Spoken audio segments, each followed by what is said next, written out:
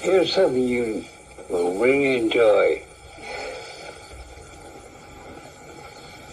Just stand right here, Betty. Stand? And there's the camera. Yeah, I know. I saw it on the way in. All right, now explain to the group how to go into it, or a hypnotic trance. Well,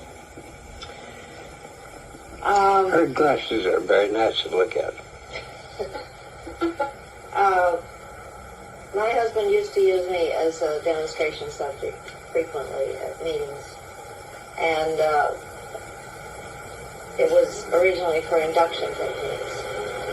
And eventually, we both became aware that we frequently were moving at different speeds, that he would be either rushing me a little or holding me back, and so he started just telling me to go into a trance, and he'd leave me alone for a few minutes and would not utilize any sort of suggestions. And someone or other asked me one time if I could describe how it felt, and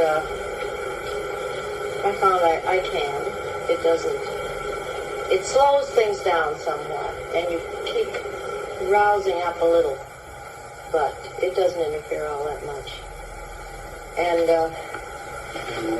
what I like to do, I like to keep my eyes open. Now, many subjects don't. My oldest daughter is a very, very good subject, and when she's been used as a demonstration subject, what she always does is she sits down, kicks off her shoes, closes her eyes, and lets her hands start raising toward her face at different speeds according to how fast she feels like doing it. And as soon as it reaches her face, she's in a very deep trance. But what I prefer to do is to keep my eyes open and look at some spot of reflected light that's somewhat irregular in shape. Sometimes I reflect the light off a piece of jewelry or something and then just wiggle it a little bit so it changes. And what you do is you don't exactly concentrate on it. What you do is you let it occupy the center of your attention in kind of an effortless way. And then while I'm doing that, I like to run through the different sensory fields in my mind and just observe how they change. And in the visual field, the first thing I notice is that it's not quite as widespread, and the objects on the periphery of vision are blurrier, and that they tend to lose their identity. That is, you notice that maybe there's a darker spot on the left-hand side of the visual field, but you don't immediately recognize it as a picture hanging on the wall. But if you stop and say to yourself, what is that, then you do recognize it. And then I turn my attention to the auditory field, and there's always some sort of background noises, traffic noises or noises from the audience, and sometimes air conditioner or clock ticking. And the same thing is true, that they're dimmer and blurrier, and again, you don't immediately recognize it. That if you think about a certain sound and ask yourself what it is, then you do identify it, but like a car going by, birds singing outside, sometimes there are many today, but sometimes there are. And then I turn my attention to the sense of touch and the kinesthetic fields, and the more distant parts of the body, the sensations are again blurrier, and you have to kind of ask yourself, where is my right hand, if you want to know, and then you can tell. But there isn't that immediate knowledge of how you're standing or sitting. And then when I go back to the visual field again, this time it's quite a bit more constricted. And there's a slight change in the color values of things. It's as if the whole spectrum had moved toward the blue field a little. And not only that, but there seems to be a sort of a bluish haze hanging in the air, like you see when you are at the Grand Canyon or distant vistas of that sort. And it kind of comes and goes. And then this time when I think about the auditory field, I realize that until I started thinking about it, I'd become unaware of it. And now I hear the trance again. And then at this point, on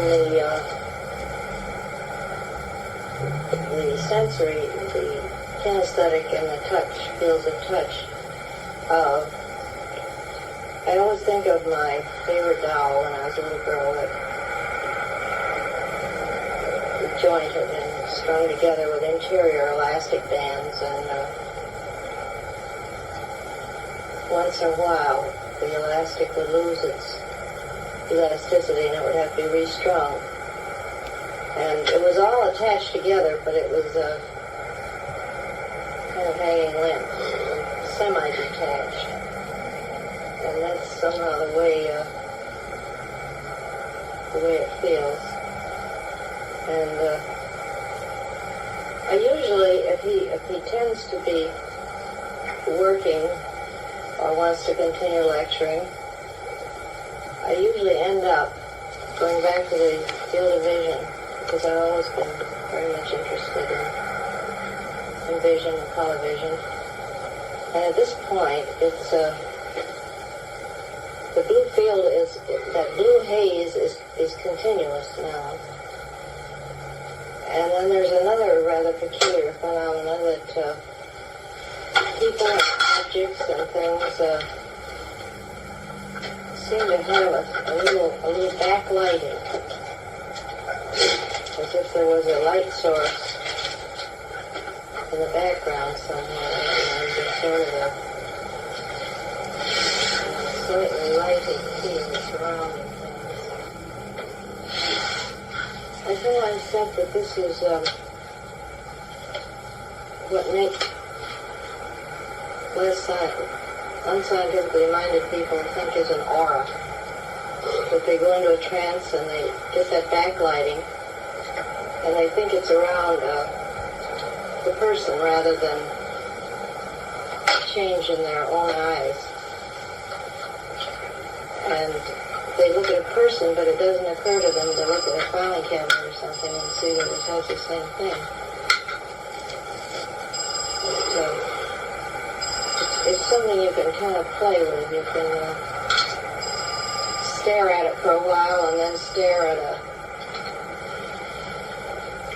blank wall or something, and you can sometimes get an after image of it, which is another thing that convinces me it's a phenomenon of the eye itself, of the changes in the retina, perhaps.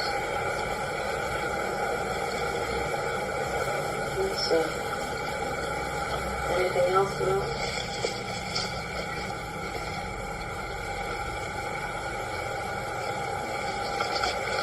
Are you comfortable? Yeah. I'm going to ask you something that you really don't like to do, I'd like to have you do it. Have you look straight ahead and see a tear and his wife just come in. And hear what they have to say.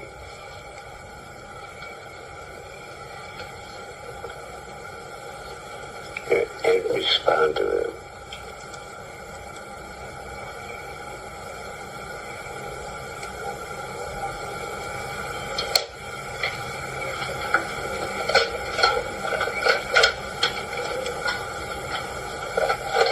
Told me they're living in Florida. They live in Florida. Yeah. How are they girls? Grown up. Oh, yeah. How friends look?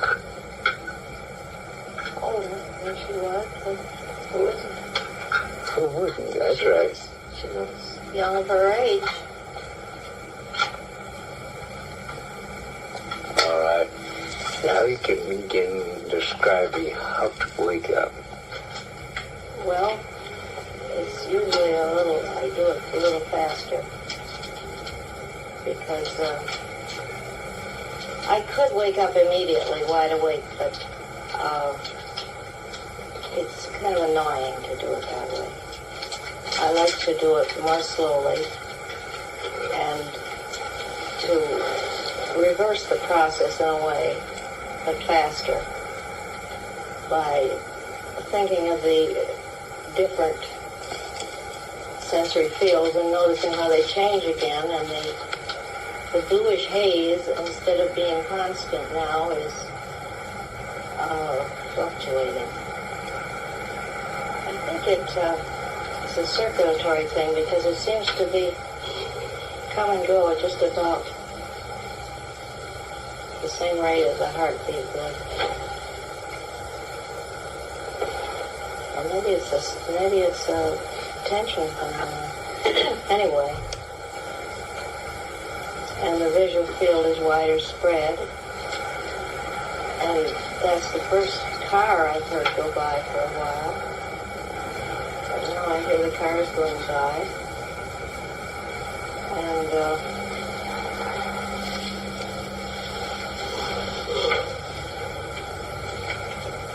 my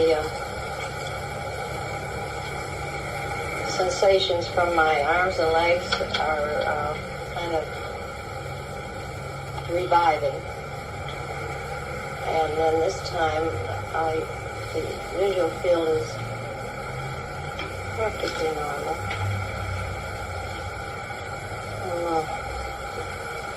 It just slowly becomes the usual. My hands tend to get a little cold, but not the way they used to. It used to be when I do that, my fingers would end up ice cold, but I got interested in the autogenic training. I read the book and tried out those exercises, and they include your hands and feet being warm. And I never had any real trouble after that. Well, Are you fully awake? yeah. Very well. Yeah. Okay, very well. Okay.